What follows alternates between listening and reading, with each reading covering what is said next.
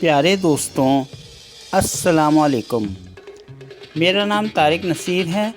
اور اس وقت آپ ملاحظہ فرما رہے ہیں میرے چوتھے تحریر کردہ ناول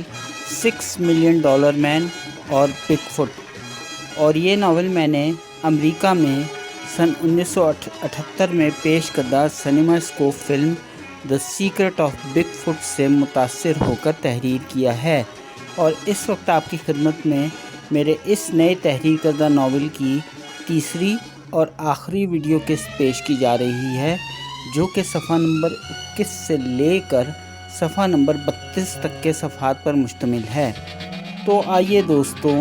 اب ہم اپنے اس نئے ناول کی تیسری اور آخری ویڈیو قسط کا آغاز کرتے ہیں۔ بسم اللہ الرحمن الرحیم۔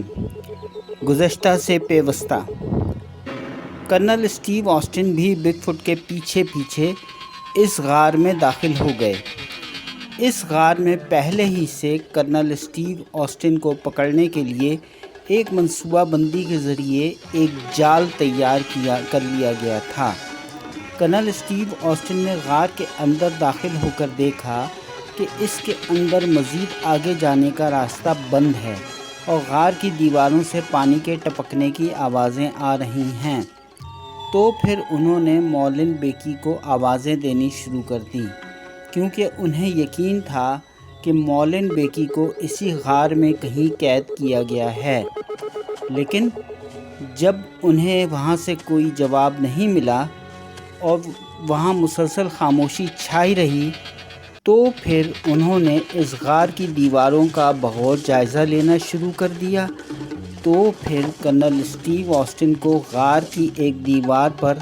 مٹی اور گارے کا تازہ کیا ہوا پلستر نظر آیا، اور ایسا محسوس ہو رہا تھا کہ جیسے اس غار کے اندر داخل ہونے کے راستے کو عارضی طور پر اس مٹی اور گارے کے تازہ پلستر سے ڈھانپ کر بند کر دیا گیا ہو۔ کرنل اسٹیو آسٹن نے جب اس مٹی اور گارے کے تازہ کیے گئے پلستر کو اپنے داہنے بائیونک بازو کی طاقت کو استعمال کرتے ہوئے اکھیڑنا شروع کیا، تو انہیں اس غار میں داخل ہونے کا پہلے سے بند داخلی دروازہ نظر آ گیا۔ کرنل اسٹیو آسٹن نے اپنے داہنے بائیونک بازو کی طاقت کو استعمال کرتے ہوئے اس دروازے کو کھول دیا، اور پھر وہ اس دروازے سے غار کے اندر داخل ہو گئے۔ لیکن جیسے ہی وہ اس دروازے سے غار کے اندر داخل ہوئے تو انہوں نے ایک عجیب و غریب منظر دیکھا۔ اس غار میں ایک بے حد لمبی اور طویل سرنگ بنی ہوئی تھی، جو کہ سیدھی غار کے اندر ایک بہت دور تک ایک نامعلوم مقام تک جاتی تھی، اور اس سرنگ کے راستے کے اوپر ایک پہاڑی ماربل کے پتھر سے بنا ہوا ایک روشن گول سلنڈر نما ہالہ بھی موجود تھا۔ کرنل اسٹیو آسٹن نے سرنگ کا بغور جائزہ لینا شروع کر دیا، اور پھر انہوں نے خوف اور تجسس کے ملے جلے تاثرات کے ساتھ اس سرنگ کے دوسری طرف پہنچنے کے لیے اس سرنگ میں دوڑنا شروع کر دیا۔ کرنل اسٹیو آسٹن کی ان تمام حرکات کا جائزہ کسی نامعلوم مقام پر ایک کلوز سرکٹ ٹیلی ویژن نیٹ ورک پر بغور لیا جا رہا تھا، اور پھر جیسے ہی کرنل اسٹیو آسٹن اس سرنگ کے اندر داخل ہوئے تو اس ماربل کے پتھر سے بنے ہوئے روشن گول سلنڈر نما ہالے نے اس سرنگ کے گرد گھومنا شروع کر دیا، جو کہ ایک ٹیلی پیتھی ایفیکٹ پیدا کرنے لگا تھا۔ اس ماربل کے پتھر سے بنے ہوئے روشن گول سلنڈر نما ہالے کے اس سرنگ کے گرد گھومنے سے کرنل اسٹیو آسٹن کو چکر آنے شروع ہو گئے۔ پھر جب انہوں نے پیچھے کی طرف مڑ کر دیکھا تو انہوں نے محسوس کیا کہ وہ اس سرنگ میں کافی دور تک آگے تک آ گئے ہیں، اور اب واپسی کے سفر کا کوئی امکان باقی نہیں رہا۔ تو پھر انہوں نے ان خراب حالات کے باوجود بھی اپنا سفر جاری رکھنے کا فیصلہ کیا۔ لیکن جیسے ہی کرنل اسٹیو آسٹن نے مزید آگے بڑھنے کی کوشش کی تو اس کے ساتھ ہی اس سرنگ میں تیز سیٹیوں کی آوازیں بھی بجنا شروع ہو گئیں، جو کہ کانوں کے پردے پھاڑ دینے والی تھیں، اور یہ بھی ایک ٹیلی پیتھک ایفیکٹ ہی تھا۔ کرنل اسٹیو آسٹن نے اپنے دونوں کانوں پر ہاتھ رکھ لیے، لیکن اس کا بھی انہیں کوئی فائدہ نہیں ہوا، جس نے کرنل اسٹیو آسٹن کے دماغ کو معوف کرنا شروع کر دیا، اور کچھ ہی دیر میں کرنل اسٹیو آسٹن چکرا کر اسی سرنگ کے فرش پر گر پڑے، اور پھر انہوں نے نیند بے ہوشی کی حالت میں 3 دھندلے سائے دور سے اپنے قریب آتے ہوئے دیکھے، جن میں 2 مرد اور ایک خاتون شامل تھیں۔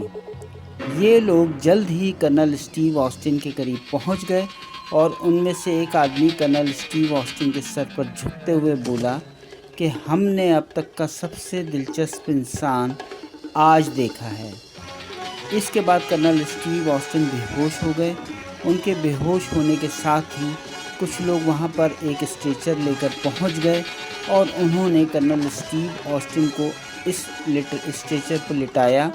اور انہیں اٹھا کر اس سرنگ کے دوسری جانب لے گئے۔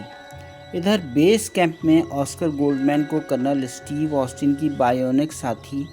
جیمی سومرز کی کال موصول ہوئی، اور انہوں نے کرنل اسٹیو آسٹن سے بات کرنے کی خواہش کا اظہار کیا، لیکن آسکر گولڈمین نے جیمی سومرز کو بتایا کہ کرنل اسٹیو آسٹن سے اس وقت بات نہیں ہو سکتی، کیونکہ وہ اس وقت ایک اہم مشن پر ہیں، اور میرا بھی ان سے کوئی رابطہ نہیں ہے۔ آسکر گولڈمین کی یہ بات سن کر جیمی سومرز متفکر ہو گئی، اور پھر انہوں نے اس پریشانی کے عالم میں اپنا فون بند کر دیا۔ اس کے بعد آسکر گولڈمین ٹام رینٹری کے پاس آئے، اور انہوں نے ان سے زلزلہ پیما مواصلاتی آلات کے بارے میں دریافت کیا، جس پر ٹام رینٹری نے انہیں بتایا کہ انہوں نے تمام مشینری کو اثر نو ترتیب دے دیا ہے، اور مارلن بیکی کے بھیجے ہوئے سیسموگراف بھی بالکل محفوظ حالت میں مل گئے ہیں۔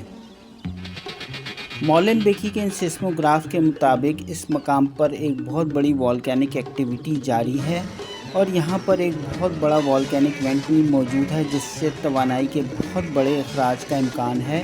اور یہ بات ٹام رینٹری نے آسکر گولڈمین کو سین ایندریاس فالٹ کے نقشے کی مدد سے سمجھائی۔ آسکر گولڈمین کے لیے مارلن بیکی کے اور کرنل اسٹیو آسٹن کی گمشدگی ایک بہت بڑی پریشانی کا سبب بن گئی تھی۔ اس دوران کرنل اسٹیو آسٹن کو اس غار کی ایک جدید ترین بایولوجیکل لیبارٹری میں لایا گیا، جہاں پہ کرنل اسٹیو آسٹن کو بے ہوشی کی کیفیت سے نکال کر ہوش میں لایا گیا، اور پھر انہیں الیکٹرانک ٹیلی پیتھی کے عمل کے ذریعے اپنے ٹرانس میں لے لیا گیا۔ آسکر گولڈمین نے کرنل اسٹیو آسٹن کی تلاش کے لیے کیپٹن فورڈ لائل کی سرکردگی میں 94 مسلح گارڈز کو روانہ کیا ہوا تھا، لیکن انہیں بھی ابھی تک کرنل اسٹیو آسٹن سے متعلق کوئی بھی خبر موصول نہیں ہو سکی تھی۔ دوسری طرف ان سائنسدانوں کی ٹیم کی طرف سے کرنل اسٹیو آسٹن کے اس بایولوجیکل لیبارٹری میں متعدد بایونک ٹیسٹس کا آغاز کر دیا گیا، جن میں ان کے بایونک اعضاء کا ٹیسٹ، جائزہ اور مشاہدہ کرنا شروع کر دیا گیا تھا، اور اس کے ساتھ ساتھ ان کی یادداشت کا بھی مشاہدہ اور معائنہ کرنا شروع کر دیا گیا تھا، جس میں ان کی یادداشت میں موجود ان کے متعدد شاندار کارناموں کو کلوز سرکٹ ٹیلی ویژن اسکرین پر دکھایا جانے لگا تھا۔ کرنل اسٹیو آسٹن کے بایونک اعضاء کے تمام بایولوجیکل لیبارٹری تجزیوں کے مکمل ہونے کے بعد کرنل اسٹیو آسٹن کو الیکٹرانک ٹیلی پیتھی ٹرانس سے ہٹا لیا گیا، اور جب وہ اپنے مکمل ہوش و حواس میں آ گئے تو انہوں نے اپنے سامنے ایک نوجوان اور خوبصورت خاتون سائنسدان ڈاکٹر کو کھڑا ہوا پایا، جنہوں نے کرنل اسٹیو آسٹن کو اپنا تعارف شالن کے نام سے کروایا۔ کرنل اسٹیو آسٹن نے شالن سے پوچھا کہ وہ اس وقت کہاں پر ہیں اور مارلن بیکی کہاں پر ہیں، تو شالن نے کرنل اسٹیو آسٹن کو بتایا کہ وہ بخیریت ہیں اور ہمارے پاس ہی ہیں، اور آپ کو ان کے بارے میں فکر مند ہونے کی ضرورت نہیں ہے۔ ہم نے مارلن بیکی کو اس لیے اغوا کیا ہوا ہے کیونکہ انہوں نے ہمارے اس خفیہ والکینک وینٹ کا سراغ لگا کر اسے دریافت کر لیا ہوا ہے، اور چونکہ ہمارے اس خفیہ کمپلیکس کی تمام ترین توانائی اسی والکینک وینٹ کے ذریعے سے حاصل ہوتی ہے جس سے ہم اپنے اس خفیہ کمپلیکس کا نظام چلانے کے لیے بجلی حاصل کرتے ہیں، اور اسی لیے ہم نے آپ کا وہ زلزلہ پیما سینسر بھی حاصل کر کے اپنے قبضے میں لے لیا ہوا ہے۔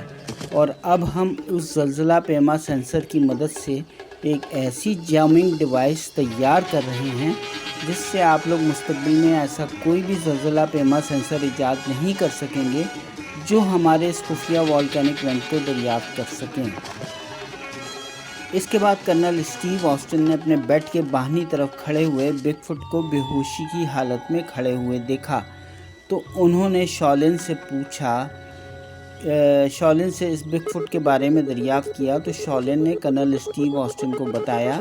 کہ یہ ہمارا دوست اور محافظ ہے اور ہم اسے ساسکواچ کہہ کر پکارتے ہیں، اور ہم نے اس میں بائیونک اعضاء نصب کر رکھے ہیں تاکہ اس کی کارکردگی کی استعداد کو بڑھایا جا سکے۔ ساسکواچ کے جسم میں بھی نصب کی گئی تمام ترین بنیادی بائیونک مشینری آپ کے جسم میں نصب کی گئی بائیونک مشینری سے مماثل ہے، اور یہ بھی کہ ساسکواچ نے آپ کا بیس کیمپ بھی اسی لیے جا کر تباہ کیا تھا کیونکہ آپ لوگوں نے اپنے زلزلہ پیما سینسر کی مدد سے ہمارا یہ خفیہ والکینک وینٹ دریافت کر لیا ہوا تھا، اور ہم نہیں چاہتے تھے کہ آپ کے پاس ہمارے اس خفیہ والکینک وینٹ سے متعلق کوئی بھی خفیہ معلومات موجود رہیں، اور ہم آپ کو بھی اس لیے یہاں پر لے کے آئے ہیں تاکہ ہم آپ کی ان بائیونک صلاحیتوں کو ٹیسٹ کر سکیں۔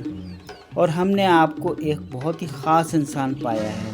اور کیا آپ کے پاس آپ کے جیسا کوئی اور بھی بائیونک انسان موجود ہے؟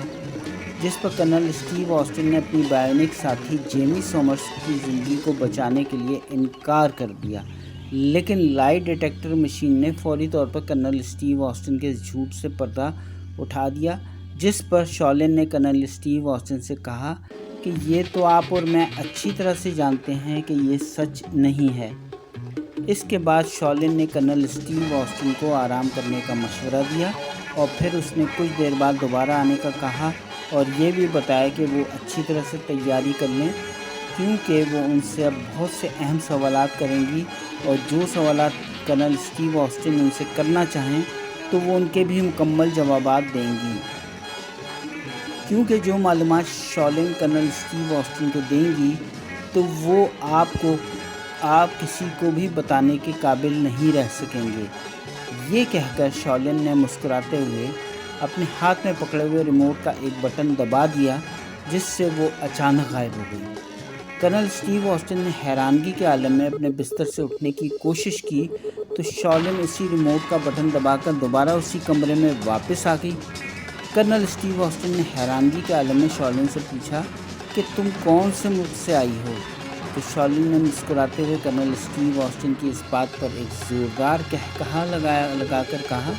کہ اس کا تعلق کسی ملک سے نہیں بلکہ ایک دوسری دنیا سے ہے، جس نے کرنل اسٹیو آسٹن پر حیرتوں کے پہاڑ توڑ دیے۔ ادھر ٹام رینٹری نے امریکی جیولوجیکل سروے کے اعداد و شمار اور مولن بیکی کے بھیجے گئے سیسموگرافک ریڈنگ کی مدد سے آسکر گولڈمین کو بتایا کہ آئندہ 15 گھنٹوں میں اس علاقے میں ایک بہت بڑے زلزلے کے آنے کا امکان ہے، جو کہ پوری سین انڈریاس فالٹ کے مغربی ساحلی کنارے پر آئے گا، جس میں امریکی ریاست کیلیفورنیا کے تینوں بڑے شہر لاس اینجلس، سان فرانسسکو اور سان ڈیاگو تباہ ہو جائیں گے،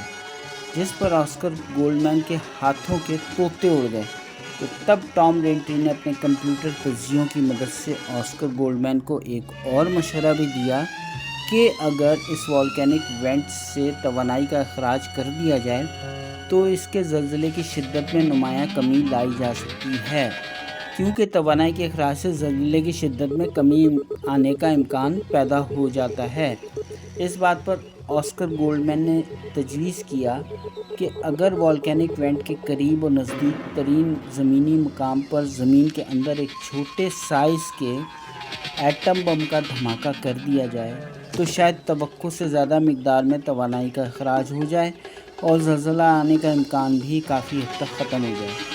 جس پر ٹام رینٹری نے آسکر گولڈمین کے اس مشورے کی تائید کر دی اور پھر انہوں نے دھماکے کے اسی مقام کا تعین بھی کر دیا جو کہ سین اینجلو میں اسی پہاڑی مقام پر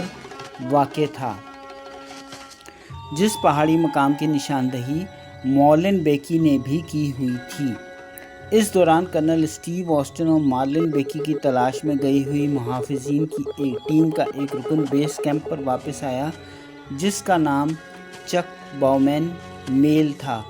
اور اس نے آسکر گولڈمین کو آ کر بتایا کہ انہیں ابھی تک ان دونوں کی تلاش اور بازیابی سے متعلق کوئی سراغ نہیں ملا ہے۔ آسکر گولڈمین اس لیے بھی کرنل اسٹیو آسٹن اور مارلن بیکی کی گمشدگی سے متعلق پریشان تھے کیونکہ اب اس آنے والے زلزلے کی صورت میں وہ دونوں بھی سان اینجلو کی اس پہاڑی کے نیچے دب کر ہلاک ہو جانے والے تھے۔ ٹام رینٹری نے آسکر گولڈمین سے بحالت مجبوری اس ایٹمی دھماکے کو کرنے کے لیے منظوری حاصل کر لی اور پھر انہوں نے پینٹاگون کو ہنگامی کال ملا دی اور اس پر انہوں نے اس ایٹمی دھماکے کے ہنگامی انتظامات بھی کرنے شروع کر دیے۔ ادھر آسکر گولڈمین شدید پریشانی کے عالم میں کرنل اسٹیو آسٹن اور مارلن بیکی کی خیر و عافیت کے لیے دعائیں مانگنے میں لگے ہوئے تھے، جبکہ کرنل اسٹیو آسٹن پریشانی کی حالت میں بدستور اسی خلائی مخلوق کی قید میں تھے۔ ختم شد۔